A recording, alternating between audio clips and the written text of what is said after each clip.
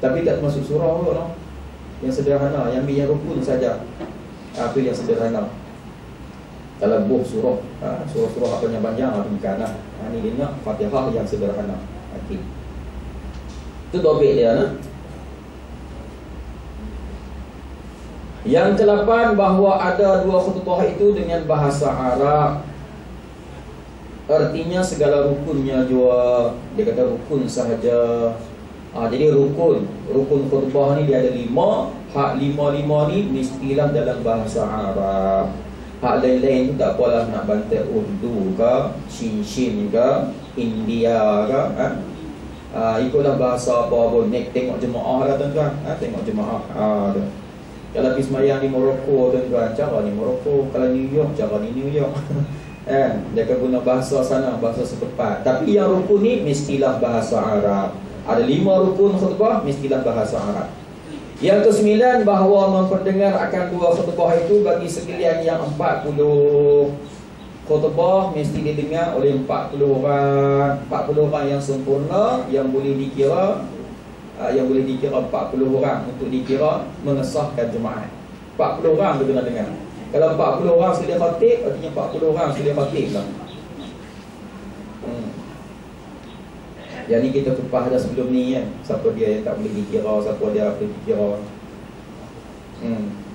Hak tak cukup boleh kira lah tuan-tuan. Tengok-tengok dalam masjid tu kira-kira ada seorang tu tak cukup kaki. Boleh kira lah. Boleh. Itu clear pun lah. Kalau main hak 40 tu pekak seorang dia benar tuan-tuan. Tak boleh kan. Dia nak syarat nak sahnya ialah 40 orang tu dengar. Tu dengar. Tapi kalau tak ada kaki tak apa. Tapi kalau pekak tak boleh. Pekak betul je lah. Bukan jenis buat pekak. Hak buat pekak tu banyak tuan-tuan. Ni hak pekak betul ni. Memang tak dengar. Dia tak boleh dikira di kalangan 40. Okay lah. Dan yang ke-10, bahawa jatuh 2 khutbah itu di dalam waktu zuhur. Khutbah ni jatuh. Tuan-tuan bisa tengok tak khutbah jatuh? Itu kena ngaji. Tuan-tuan nak pemain orang-orang tak main ngaji ni mudah ya. Min ngaji hari ni ustaz mengajar cara apa? Ustaz mengajar di antara perkara yang khutbah jatuh. Boleh jatuh macam mana? Khutbah jatuh. Han tak tahu orang, han tak tahu nak pergi ngaji. Kami tahu dah lah. Kenal dia pasti. Ini maksudnya khutbah tu jatuh dalam waktu zuhur.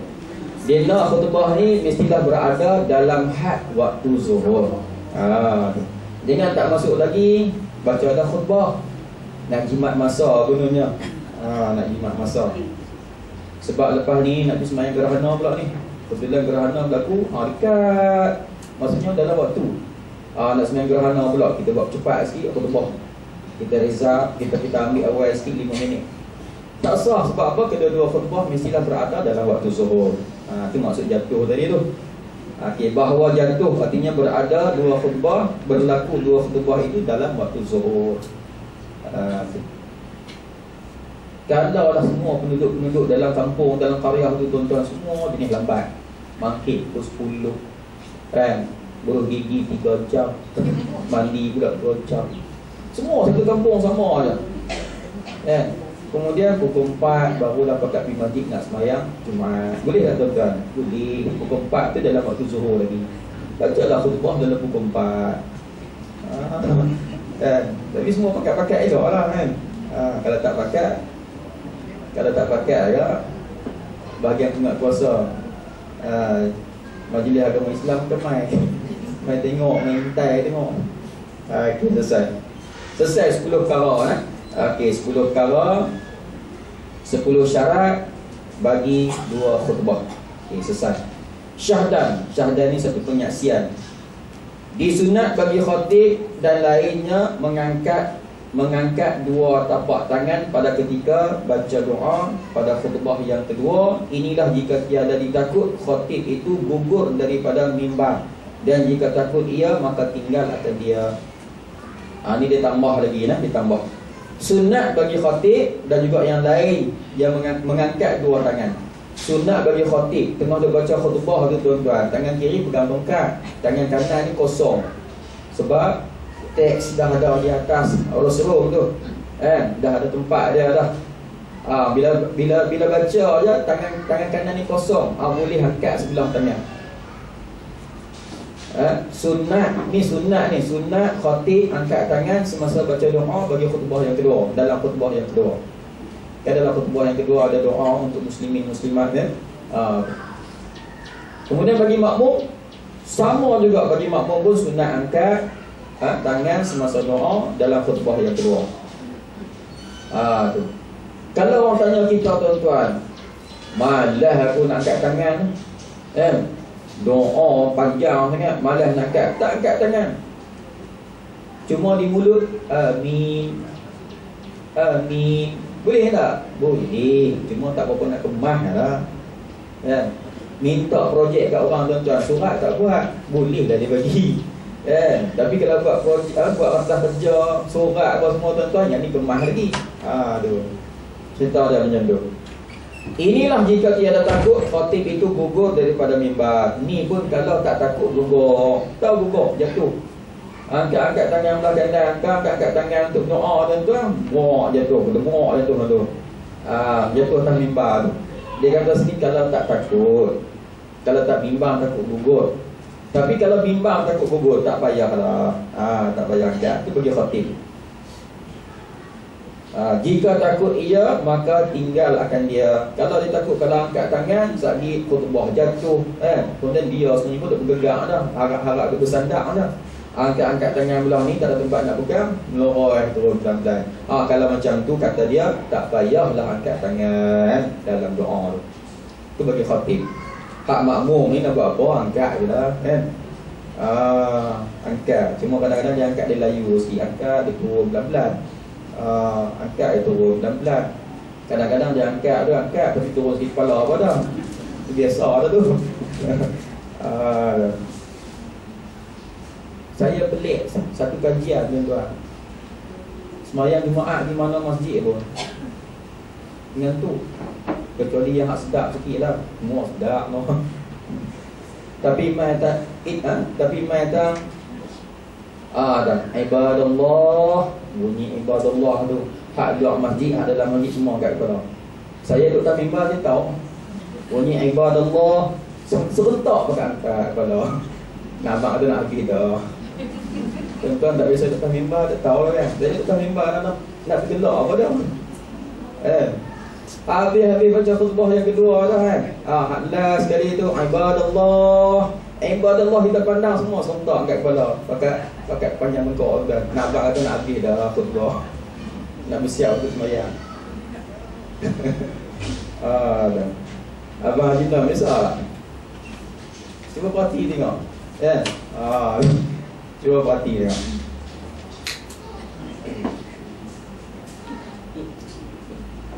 Okey, dan sunat bagi orang yang mendengar akan khatib mengangkat akan suara dengan solawat atas Nabi, dengan solawat atas Nabi SAW pada ketika menyebut oleh khatib akan nama Nabi, seperti katanya Allahumma salli wa sallim alaihi. Jadi kita kena sambut solawat. Sedangkan satu hadis yang mana hendaklah kamu berdiam-diam diri, jangan bercakap-cakap ketika khatib sedang membaca khutbah, kerana bercakap-cakap pada ketika itu menghilangkan pahala Jumaat. Larang. Ada bisa dengar tak? Lepas tu tadi nak kata apa?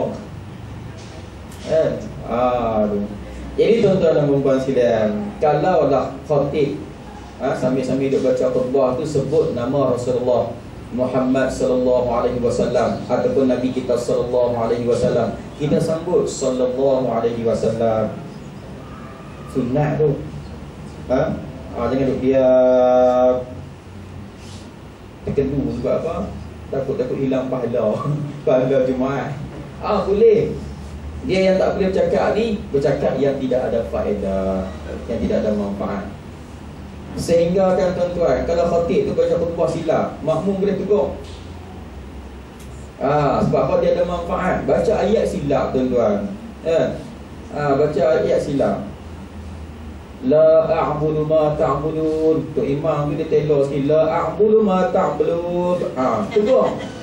Tapi bacaan silap tu. La a'budu ma ta'budun. Boleh. Tapi la ni kalau tegur ni tu tuan-tuan. Gila pun. Khotik macam tegur. Tegur boleh. Kalau ada dipikut tu lah. Sebenarnya boleh tuan-tuan. Tegurlah tuan-tuan. Kalau bacaan silap dan sebagainya. Biasanya hak penting sangat-sangat ni ialah berkaitan dengan rukun sembahyang. Tu. Contohnya tak ada ittaqullah. Sebab dia rukun sembahyang kan? Wasiat ni. Ittaqullah tak ada. Tu. Khatib. Tak cukup rukun. Ittaqullah tak ada. Dia atas member tu kena betul ni. Solawat tak ada contohnya.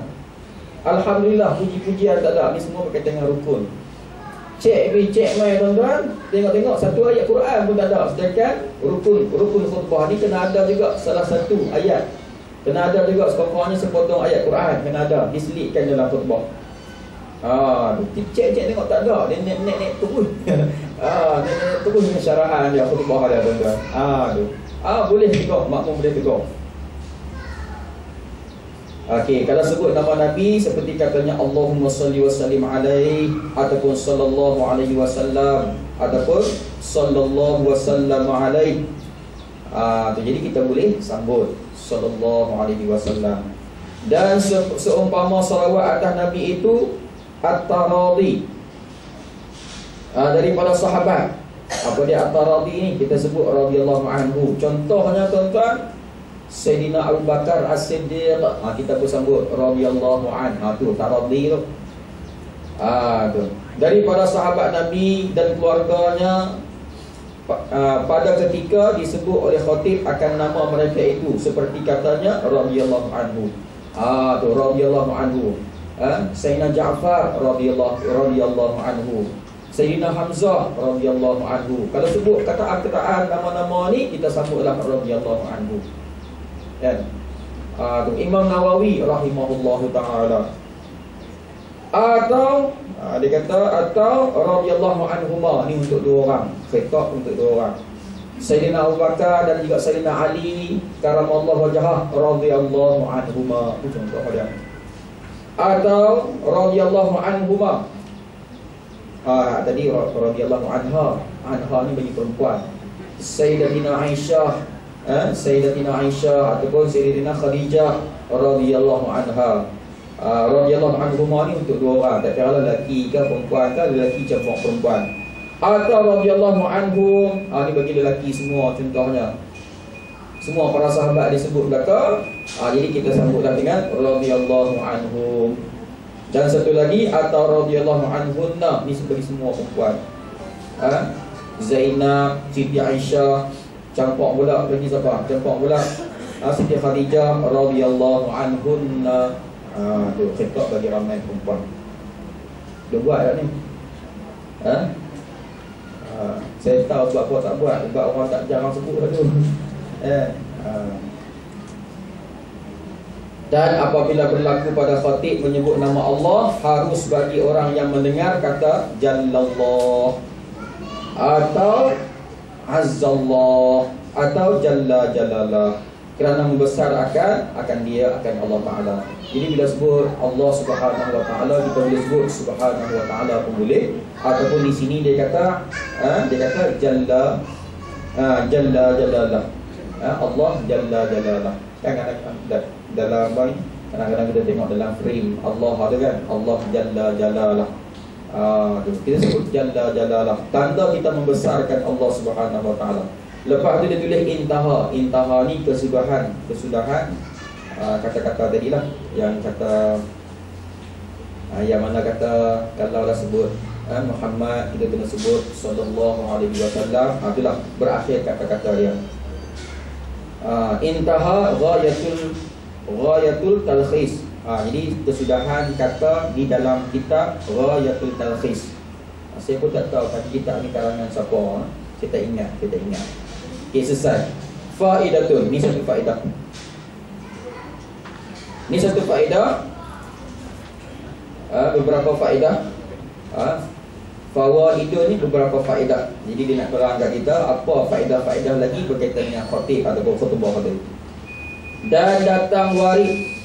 Datang warid ni datang riwayat bahawasanya barang siapa membaca ia akan Fatihah dan qul huwallahu ahad dan qul a'udzu birabbil falaq dan qul a'udzu birabbin nas 7 kali pada tiap-tiap satunya, pada tiap-tiap qul huwallahu, qul a'udzu birabbil falaq, qul a'udzu birabbin nas 7 kali. Kemudian daripada salam sembahyang Jumaat, dahulu daripada memindah akan dua kakinya, nescaya diampunkan baginya barang yang telah terdahulu daripada dosanya dan barang yang kemudiannya, dan diberi akan dia di dalam pahalanya dengan sebilang-bilang mereka yang beriman ia dengan Allah dan Rasulnya, dan dijauh akan dia daripada yang dibencinya sehingga Jumaat yang di hadapannya. Panjangnya Ustaz baca ni. Saya ulang baliknya sebab dia penting juga. Fawaidul ni beberapa faedah. Faedah ni kelebihan yang kita dapat kalau kita buat. Dan datang daripada warid. Warid ni riwayat-riwayat, hadis-hadis juga, bahawasanya sesiapa yang baca ia Fatihah 7 kali, qul huwallah 7 kali, qul a'udzu birabbil falaq 7 kali, qul a'udzu birabbin nas 7 kali. Kemudian daripada salam sembahyang Jumaat, lepas salam, Assalamualaikum warahmatullahi, Assalamualaikum warahmatullahi. Lepas tu bacalah Fatihah 7 kali, qul huwallahu 7 kali, qul a'udzu birabbil falaq 7 kali, dan juga qul a'udzu birabbin nas 7 kali. Okey. Dahulu daripada memindah kaki akan kedua kakinya, sebelum kita pindahkan kaki. Kalau kita duduk tangtu masa bagi salam, punggung kita tangtu, berparking di situ, maka berparking di situlah. Jangan angkat lagi. Ni fadilat ni, tu. Tak angkat lagi punggung. Ni dah habis bagi salam, cuai angkat punggung. Jangan angkat punggung. Disebut sini kaki, tuan-tuan. Kaki punya bergerak. Boleh dah bergerak kalau ibu kaki kita duduk lipat, sakit. Lepas ibu kaki saja. Jangan bergerak kaki ni. Jangan bergerak kaki. Tu dia kata daripada dahulu daripada memindah akan dua kakinya, nescaya diampun. Ni jawapan. Ini jawapan dia. Nescaya diampun baginya barang yang telah terdahulu daripada dosa. Dosa-dosa kita yang sebelum daripada sembahyang Jumaat tu, sebelum daripada bagi salam tu, semua dosa-dosa tu diampun oleh Allah Ta'ala. Tapi dosa sini dosa kecil, semua diampun oleh Allah Ta'ala. Dosa besar tak boleh lah. Kalau mencuri barang orang kena angkat balik, kan? Kalau pukul orang kena minta maaf, tu cara dah. Itu berkaitan dengan dosa besar. Tapi dosa kecil diampun semua. Dan barang yang kemudiannya artinya hak dosa-dosa kecil akan datang pun diampun siap-siap dah. Itu maksudnya. Dan barang yang kemudiannya, dan diberi akan dia daripada pahalanya dengan sebilang-bilangan mereka yang beriman ia mereka dengan Allah Ta'ala. Allah akan bagi pahala sebilang-bilangan siapa yang beriman kepada Allah Ta'ala. Mereka ni banyak mana. Setengah ulama penuntut umur dia kata sebanyak mana yang ada di dalam masjid tu, dan ada juga pandangan sebagian penuntut umur dia kata semua orang mukmin. Syarat dia beriman pada Allah. Dapat pahala sebanyak mana orang beriman kepada Allah Ta'ala. Allah banyak tak? Habis-habis tak ada dapat sebiji masjid tu pun tak apa dah. Banyak dah tu, kan? Tu. Dan Rasulnya, siapa yang beriman pada Rasul? Biasanya kalau beriman pada Allah, beriman juga kepada Rasul. Dan dijauh akan dia daripada yang dibencinya sehingga Jumaat yang di hadapannya. Allah jaga, Allah pelihara, Allah awasi kita sampailah Jumaat akan datang. Tu contohnya kan, orang ajak kita jom pergi disco, kita tak terasa nak pergi. Sebab apa? Allah dah jaga kita dengan pila. Sebab hang baru ni dah baca dah 7 ni, Allah kawal kita jangan pergi, jangan buat maksiat, jangan apa, sampailah Jumaat akan datang. Sampai Jumaat akan datang pula tuan-tuan, baca pula lepas salam, baca pula 7. Yang 4 kali 7 ni tuan-tuan, Allah jaga pula seminggu akan datang pula. Untunglah orang pergi masjid, orang lelaki, orang perempuan. Orang perempuan macam mana? Kalau suami pergi masjid itu, kasut hadap pergi masjid itu tak siap-siap halal tu Masjid Al-Halimi Benak Baru. Lepas tu pula, lepas dia tengok dia duduk mandi nak pergi semayang, duduk mandi sunat pagi Jumaat tu kan, mandi sunat Jumaat, ambil siap-siap temblekat dia dengan baju dia agak-agak sama lah. Kalau dia pakai baju seluar, baju sama bagi cantik elok, iron bagi lebih neat elok, biar seh tak patah tak apa kan. Walaupun pakai kasut patah, tapi seh dengan patah. Tapi orang hak cantik ke dia, hak baru beli, hak harga mahal, RM3. RM3 mahal, dah 3 kilo orang. Kemudian siap kunci kereta tak tepi kain selendang, selendang lah dia pakai samping. Tak kunci kereta tu. Kemudian sediakan ayak secawan. Ayak nama dia ayak kopi ready main cawan tu. Tak dulu pula. Kemudian tuan-tuan, hak perempuan ni masuk dalam bilik, ambillah RM10 ke RM5, letak tepi tu pula. Letak tepi dengan kunci kereta. Boleh tak? Minta tumpang abang pergi masjid, tolong bubur dalam tabung masjid. Tu dia. Abang pergi masjid tadi, yang tak ada abang minta maaf. Abang pergi masjid tadi, start pada rumah, dia serelung kasut, pakai baju apa semua siap, sampai balik Jumaat lagi, abang dapatlah RM700,000 pahala. Ni contoh. Kita hak di rumah ni tuan-tuan, hak sedia kopi reti apa semua ni, dapat sama banyak RM700,000 pahala juga. Sama banyak, duduk di rumah kan. Duduk di rumah, goyang kaki kan? Geling-geling, angguk-angguk di rumah. Dapat sama banyak sebagaimana abang. Sebab tu orang perempuan nak masuk syurga mudah. Orang lelaki ni payah. Tak payah macam saya nak cari syurga tuan-tuan. Itu sedang di sini. Tuan-tuan jalan kaki 2-3 langkah nak cari pahala. Okey, artinya orang perempuan pun dapat juga fadilat ni. Sebab apa? Abang lepas sembahyang tadi dia baca 7. Dia berjangkit sampai ke adik dia rumah. Adik kita di rumah. Isteri kita di rumah. Bila abang tak buat jahat, adik pun ikut sama lah. Sebab seiyas kata, seiring sejalan, sehati istiwa. Okey, nampak tak? Boleh tak? Ya, sila. Lepas salam tu imam baca doa. Kita turun lepas salam suruh buat ke ataupun suruh lagi doa? Dia kalau ikut amalan dia, tu imam tu kena buat, baru makmum ikut. Lepas-lepas tu Astaghfirullahalazim contoh kan. Astaghfirullahalazim, Astaghfirullahalazim, Astaghfirullahalazim. Istighfar pada Allah, minta keampunan daripada Allah yang Maha Agung. 3 kali itu tak apa. Ataupun nak sambung sikit, Astaghfirullahalazim allazi la ilaha illa huwal hayyul qayyum wa atubu ilaih. Itu sambung panjang sikit. Lepas tu Al-Fatihah. Bacalah Fatihah. Imam tu baca Fatihah 7 kali. Lepas tu 7 yang qul huwallah sampailah 7 qul a'udzu birabbinas. 4 grup ni. Makmum di belakang dia akan turut. Habis selesai barulah tu imam baca doa. Kan? Kemudian andai katalah tu imam dan ini dia tak baca, dia tak mengikut amalan ini ataupun kelebihan ini. Lepas-lepas bagi salam, Assalamualaikum warahmatullahi, Assalamualaikum warahmatullahi, Fatihah sekali, lepas tu dia angkat tangan doa. Kita makmum ni boleh baca. Kita makmum di belakang ni boleh baca. Sambil dia baca doa tu kita baca hak kita. Hak doa tu pun dapat, hak kita baca hak 7 ni pun dapat. Syarat dia tadi jangan angkat punggung lagi. Jangan angkat punggung lagi. Tuan-tuan, kalau semayang di masjid boleh, bukan boleh banyak kelang lama. Kalau tuan-tuan semayang di mana di bandar-bandar besar, dia tak ada wirid dah. Habis Assalamualaikum warahmatullahi, Allahumma salli ala sayyidina Muhammadin fil awwalin wal akhirin. Sebab apa tu? Lu orang lain nak pergi kerja. Hari Jumaat kerja tuan-tuan. Hari Jumaat kerja.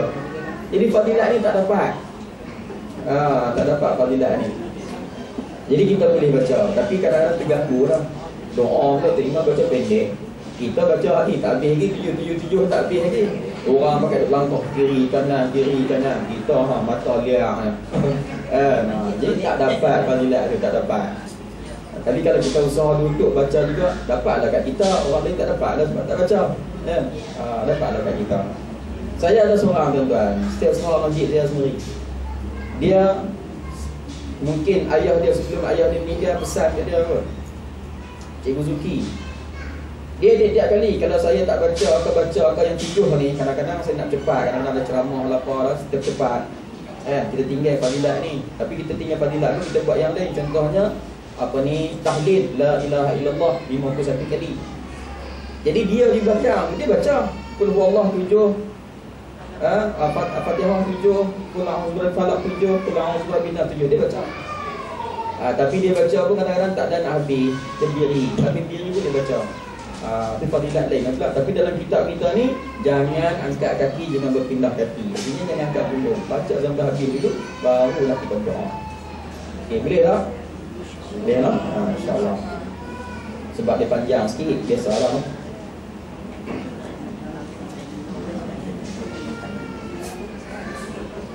Okey, dia kata sini, nescaya diampun baginya barang yang telah terdahulu daripada dosanya dan barang yang kemudian daripada dosanya, dan diberi akan dia pahala daripada pahalanya dengan sebilang-bilang mereka yang beriman ia dengan Allah dan Rasulnya, dan dijauhkan dia daripada yang dibencinya sehinggalah Jumaat yang hadapan. Apa yang hak dibenci, apa yang berkaitan dengan maksiat dan sebagainya dikawal oleh Allah Subhanahu Wa Taala. Dan sunat membanyakkan meminta doa pada harinya, artinya hari Jumaat, kerana menuntut waktu ijabah. Tuan-tuan tahu tak, dia ada 8 perkara yang dirahsiakan oleh Allah Ta'ala. Ada 8 perkara yang dirahsiakan oleh Allah. Salah satu daripada 8 ini, pada hari Jumaat ataupun malamnya sekali, ada satu saat, ada satu ketika yang dimustajabkan doa oleh Allah Ta'ala. Kalau tak doa macam mana? Tak doa tak dapat lah. Dia ada satu ketika dirahsiakan oleh Allah, hari Jumaat ataupun malam Jumaat.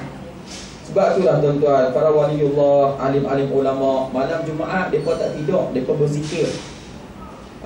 Berzikir, kemudian banyak berdoa pada Allah. Sehingga kan setengah pandangan daripada alim ulama kita, kalau malam tu hujan turun, tak ada lah hujan malam Jumaat. Biasa dengar tak ni? Aku sebut dah, saat ni tak dengar lagi. Tuan-tuan, tak ada hujan malam Jumaat, lepas tu minum. Bisa dengar tak tu? Bisa kan? Tuan-tuan tahu tak sebab apa?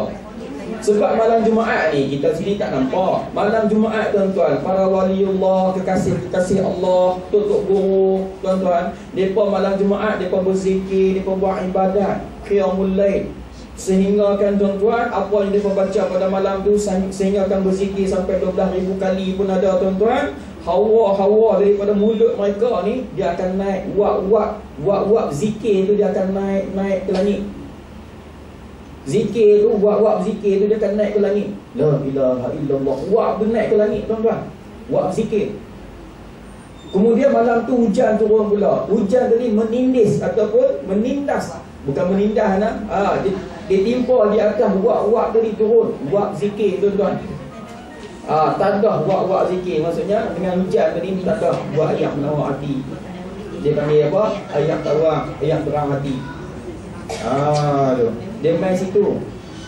Tapi kalau Allah sebut macam tu, apa tak ada lah ayat malam-malam Jumaat, lepas tu minum. Ini ikut mana pula. Hasil dia macam tu lah, lebih kurang. Cuma nak cerita macam mana tak tahu. Sebab benda wak ni tak nampak. Tak nampak. Tak nampak.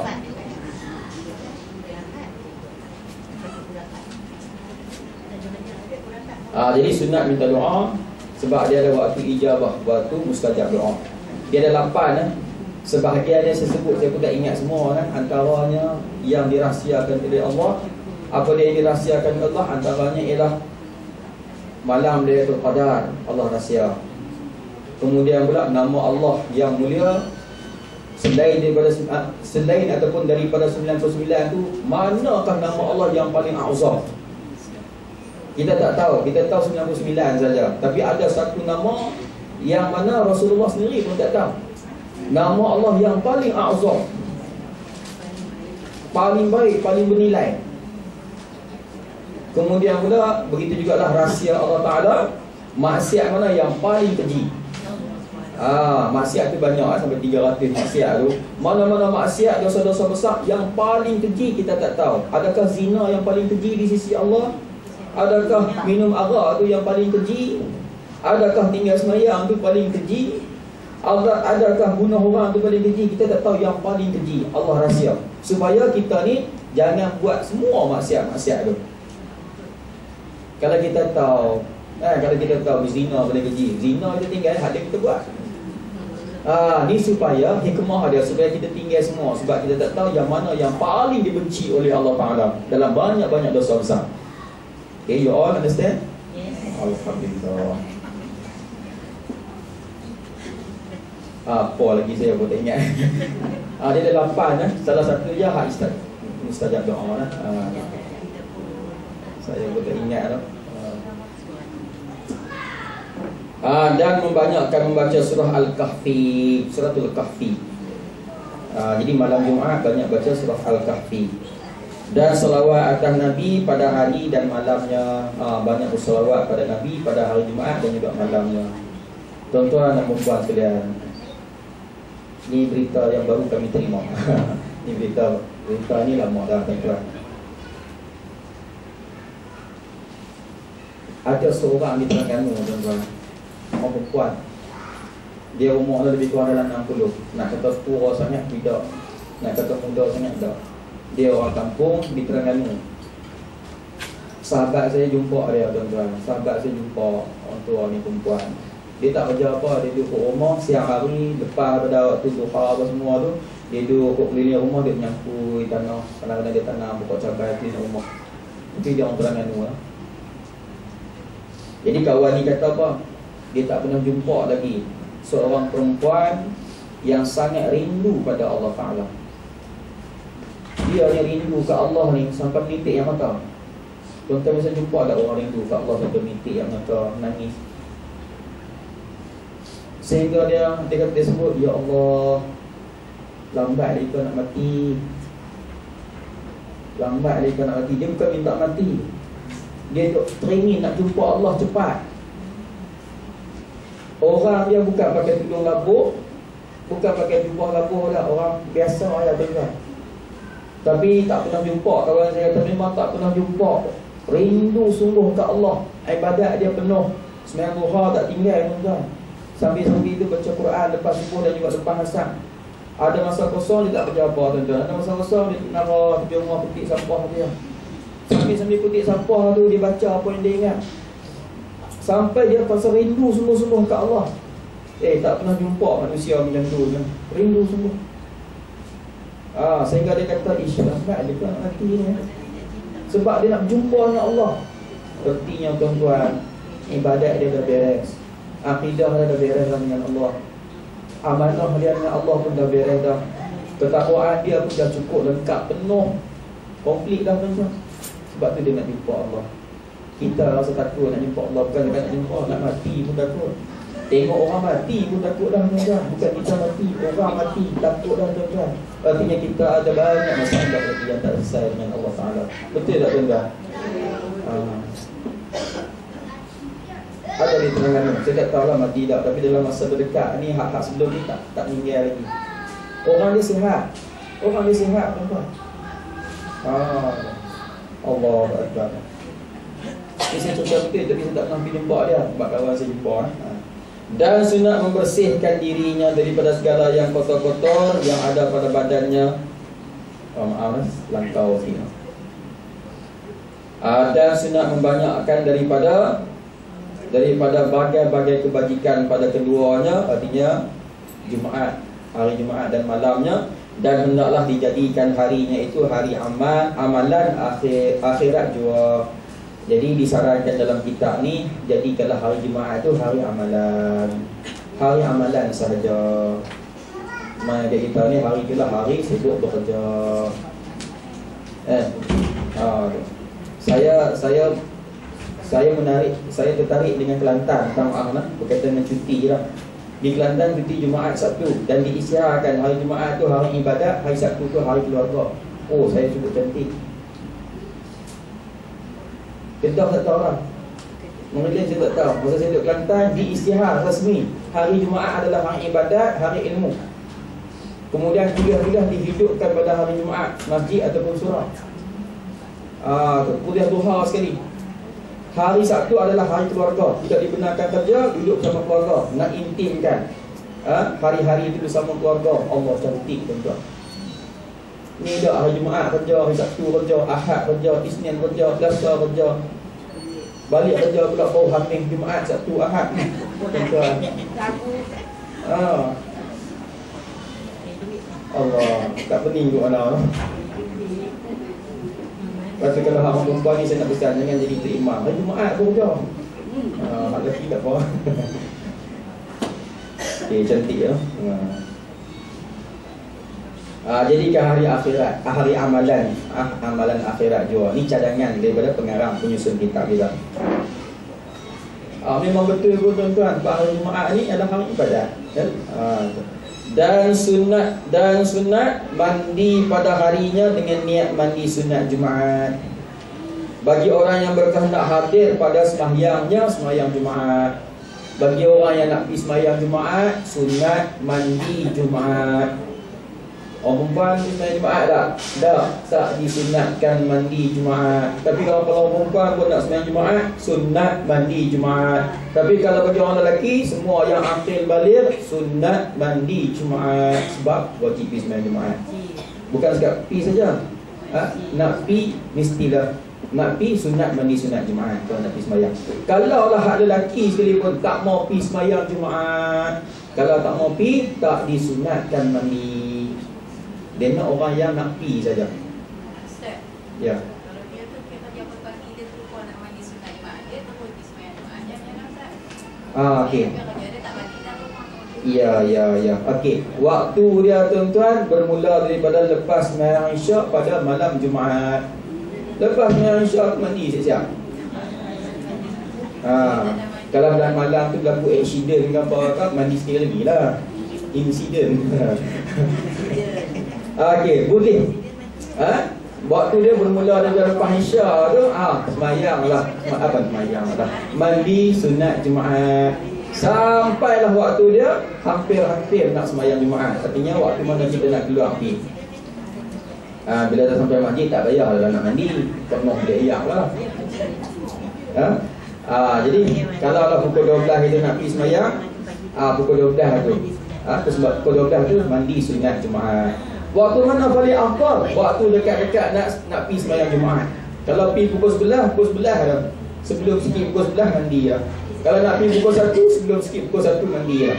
Sebab apa? Dia lagi dekat, lagi afdal. Kalau lah lepas Isyak mandi, pagi tak ada mandi, pukul 11 tak ada mandi, terus pergi Jumaat. Yang tu yang hak bau hamil Jumaat, Sabtu, Ahad, Isnin, Selasa. Semayang tepi orang duk kepak angkat takbir, yang kita duk kepak hidung, kembang. No, duk bau macam-macam, cekap lapar lah. Tak mandi tu kan. Minyak wangi pun tak pakai. Dia beza dengan sembahyang raya ataupun hari raya. Hari raya tuan-tuan, disunatkan mandi sunat hari raya semua lapisan masyarakat yang Islam dan beriman. Hak lelaki, perempuan, jantan, betina, kurus, gemuk, tinggi, rendah, tak kira siapa pun, semua disunatkan mandi hari raya. Tapi Jumaat bagi yang nak pergi Jumaat sahaja. Situ je beza dia. Situ saja beza dia. Dan sunat membersihkan dirinya daripada segala yang kotor-kotor yang ada pada badannya dan pakaiannya, dan daripada bau yang keji-keji daripada keduanya, kerana harinya itu hari raya yang berulang-ulang. Hari Jumaat itu dia anggap hari raya yang berulang-ulang, seminggu sekali. Pada tiap-tiap 7 hari. Seminggu sekali, tiap-tiap 7 hari sekali raya. Tiap-tiap 7 hari sekali raya. Tiap-tiap 7 hari sekali lagi yang terlebih afdal. Sekali lagi tu, yang terlebih afdal daripada segala hari yang lain daripadanya. Ni nak apa atas hari Jumaat ni afdal daripada segala hari-hari yang lain, yang 6 lagi. Dia panggil Sayyidul Ayyam, penghulu kepada segala hari. Wallahu alam. Okey, selesai dah habis. Kemudian faslun, masuk tajuk baru. Okey, faslun, tajuk baru tu kita nak berhenti cakap tu dulu. Okey, saya nak berhenti cakap tu dulu. Kat tangan saya ni ada satu soalan, satu soalan, saya nak jawab soalan ni lah. Soalan, Ustaz, saya pun menyut ya. Saya diuji dengan sakit. Jadi diuji dengan sakit. Yang pertama, solat duduk atas bangku, rakaat akhir turun sujud tak sakit. Yang kedua, paksa diri bangun duduk macam biasa, sakit sehingga keluar air mata, tahan sakit semasa semayang tu. Yang ketiga, semayang seperti satu boleh semayang sunat. Yang kedua, tak boleh terpaksa baring lurus sehinggalah hilang sakit agak lama. Mohon pandangan Ustaz yang mana yang harus saya pilih. Terima kasih. Soalan ni cantik lah bagi orang yang ada masyaqqah kan? Ada masyaqqah. Jadi berkaitan dengan soalan ni, terima kasih.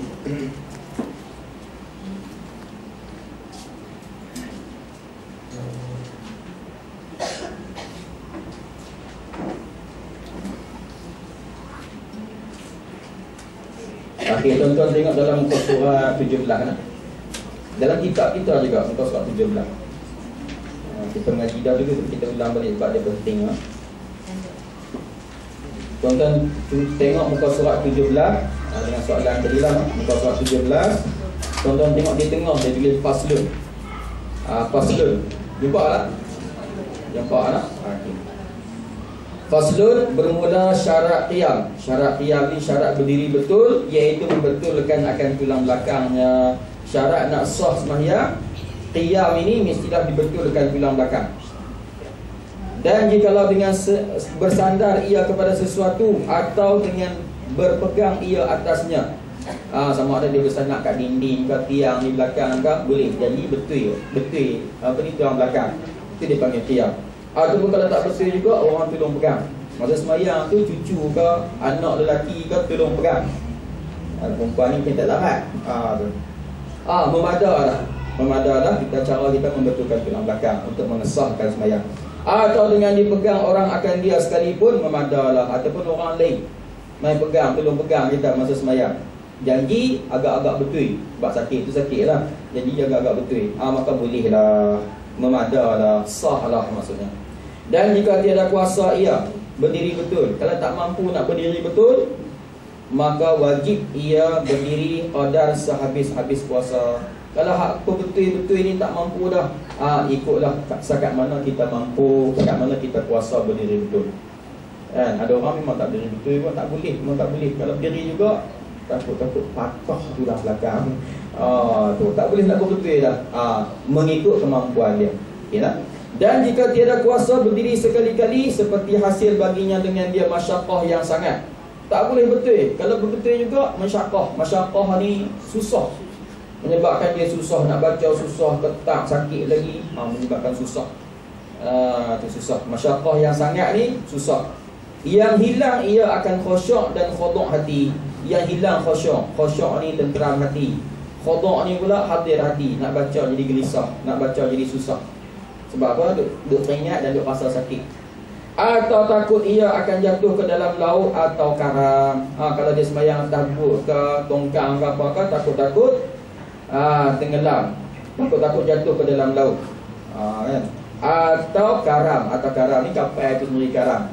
Biri-biri betul-betul habis sekali dengan kapal-kapal, ataupun sekali dengan sampan-sampan karam.